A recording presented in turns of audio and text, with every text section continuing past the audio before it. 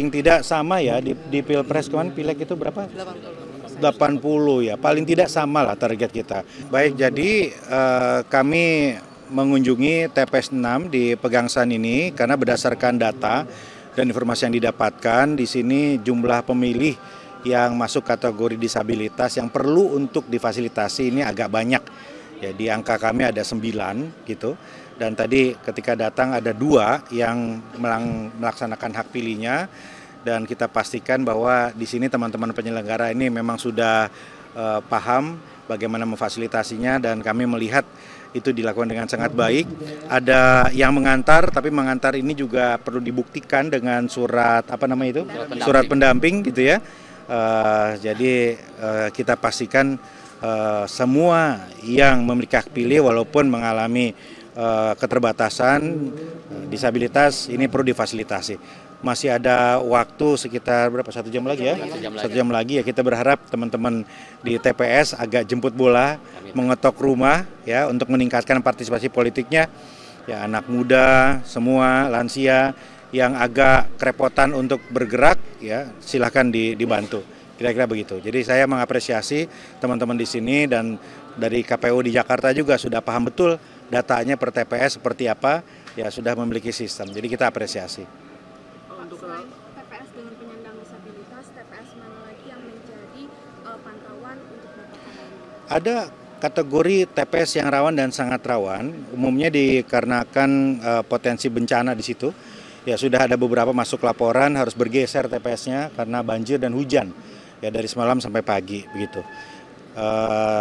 Ya seperti itu dan sejauh ini kami melihat kesigapan dari penyelenggara, ya teman-teman di wilayah ya lurah camat memfasilitasi semua untuk menentukan titik pergeseran TPS-nya di mana ya bersama Bawaslu, KPU dan teman-teman KPPS.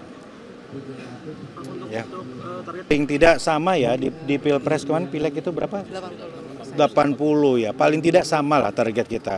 Walaupun sepertinya di atas kertas agak sulit karena kalau dulu kan banyak tim sukses caleg ya yang sama-sama ikut bekerja gitu.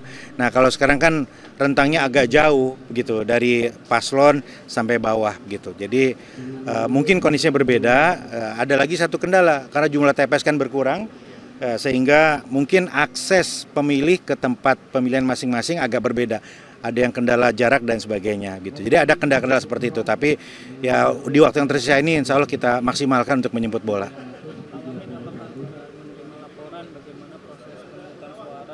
Oh sudah kita pantau tadi cukup antusias begitu ya.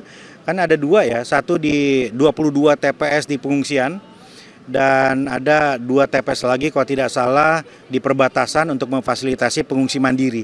Nah sejauh ini laporannya berjalan dengan lancar, di pengungsian warga sangat antusias. Kemarin kami mengunjungi daerah itu dan memastikan 22 TPS itu siap dan warga semua telah mendapatkan undangan atau paling tidak ada dokumen kependudukan yang mereka bisa bawa ke TPS untuk mencoblos.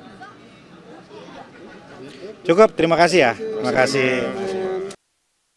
Atas 70% dengan target menjelang jam 1 itu 100%. Secara kuantitas sangat baik, secara kualitas juga baik ya. Tadi saya melihat rapi sekali, sistemnya sudah terbangun begitu. Dan yang paling penting adalah semua yang ada difasilitasi untuk memilih. Bahkan tadi dilaporkan ada yang sakit, ini dijemput, didatangi langsung Pak ya. Ya di kamarnya didatangi langsung, kira-kira begitu. Jadi saya apresiasi teman-teman di sini di rumah tahanan, di lapas, Pak Kanwil dan semua jajaran yang secara sigap telah memberikan hak pilih dengan sangat baik untuk para pemilih di sini.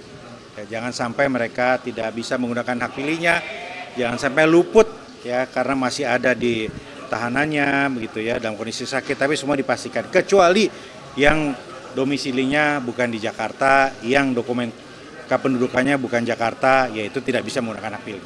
Begitu ya. Pak, ada kendala nggak Pak?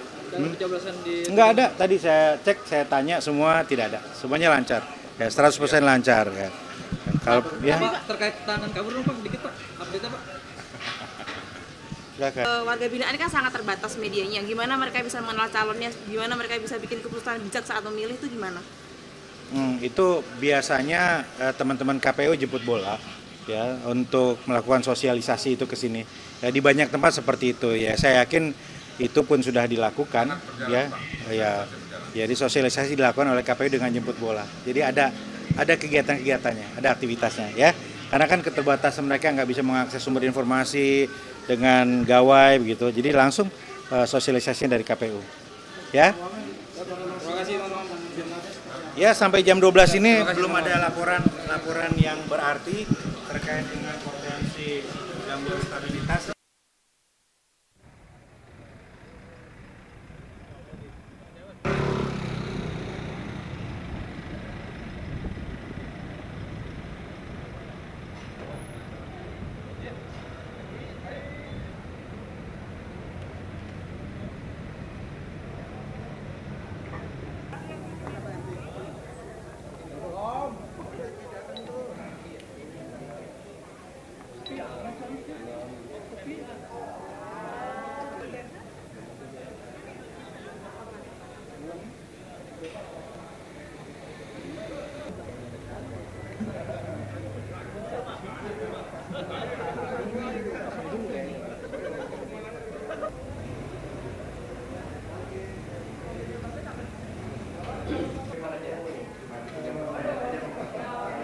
Ini milih aja.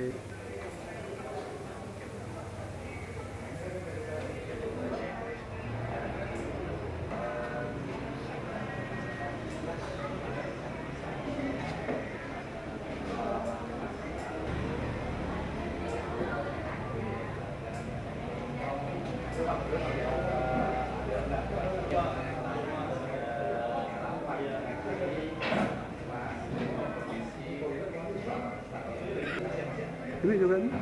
Iya.